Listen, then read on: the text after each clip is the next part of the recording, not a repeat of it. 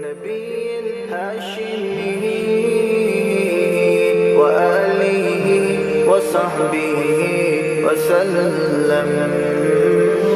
My Lord, I only aspire to be in His company on that day when there will be no one to begin the Dave Chappelle, the top American comedian, known in the USA as the funniest comedian on the planet, revealed the moment that led to his conversion to Islam.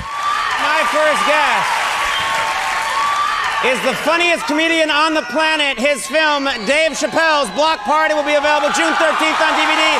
Please welcome Dave Chappelle! Let's start our journey to see how did Dave Chappelle become a Muslim. You're a Muslim? I am.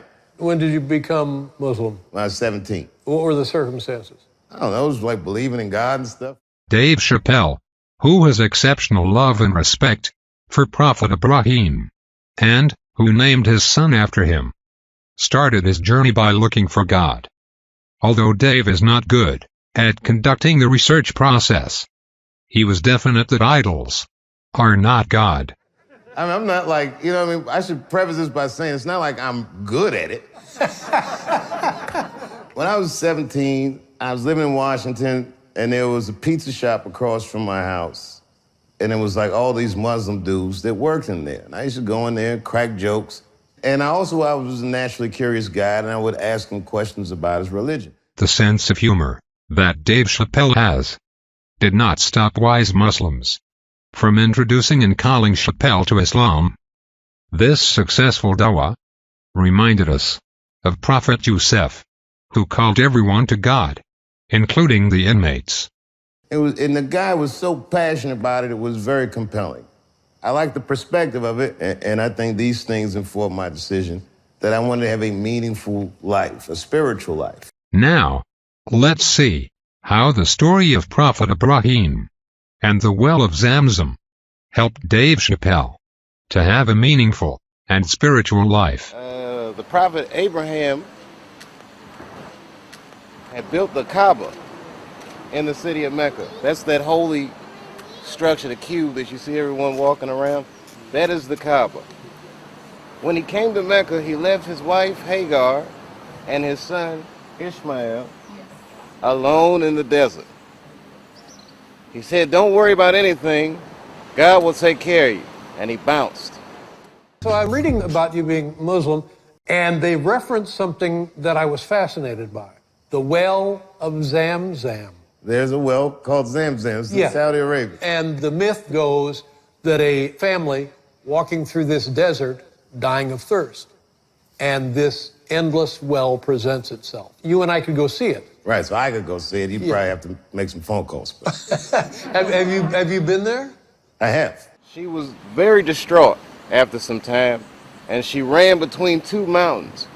This is actually a part of the ritual of the Hajj and the Umrah, the two most sacred rituals in Islam, where she ran between these two mountains 7 times, hoping to find a caravan or something like this.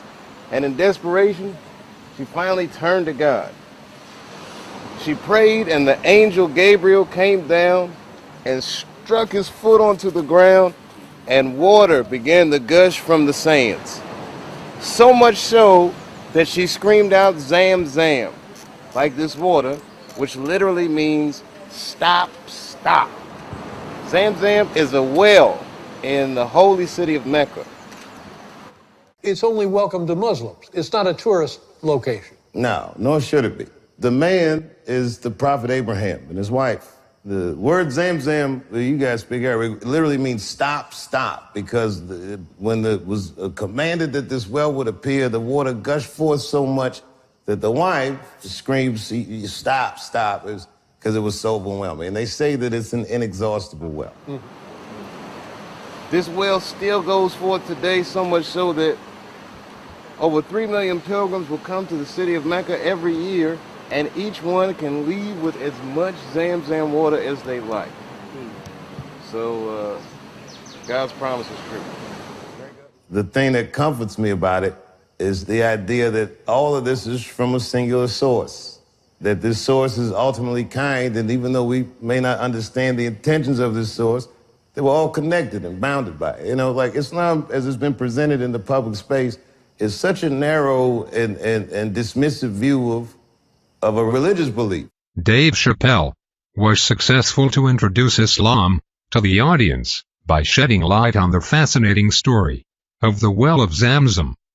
He also made the audience aware of how the media presented Islam in a wrong way. Now, we will continue our journey with Dave and see how he will describe Islam as a beautiful religion to the American public. It's a beautiful religion, like a beautiful religion. And the ideas in that religion are reflected in all the major Abrahamic faiths. You'll see these ideas in Christianity or Judaism, you know. But the idea is that this place does mean something. It's a place where you come to learn, where you come to know. You get here knowing nothing, you get a head full of shit, and then you go on. Mm-hmm. Dave Chappelle invited people to learn more about Islam and learn more about this verse of Quran, which attracted him to become a Muslim. In the name of God, the most gracious, the most merciful. O mankind, we have indeed created you from male and female, and have made you into various nations and tribes, so that you may know one another. The more honorable among you, in the sight of God, is the most righteous of you. God is all-knowing, all-aware. Now, we will end our journey with Dave by shedding light on his faith, submission, and trust that he puts on God. Well, I believe that God is in control, no matter what I worry about. That only my efforts are my own, and the results have nothing to do with me. That I do what I think is best, but I just don't know what's best, because I'm just a guy. But I trust that this creation has a purpose. It proves that something perfect exists. We have to believe in something. Right. Otherwise, why would you continue? Our beautiful journey with Dave Chappelle came to an end. However, the story of those who love Islam and become Muslims will never end. Studies in the 21st century suggest that in terms of percentage and worldwide spread, Islam is the fastest growing major religion in the world.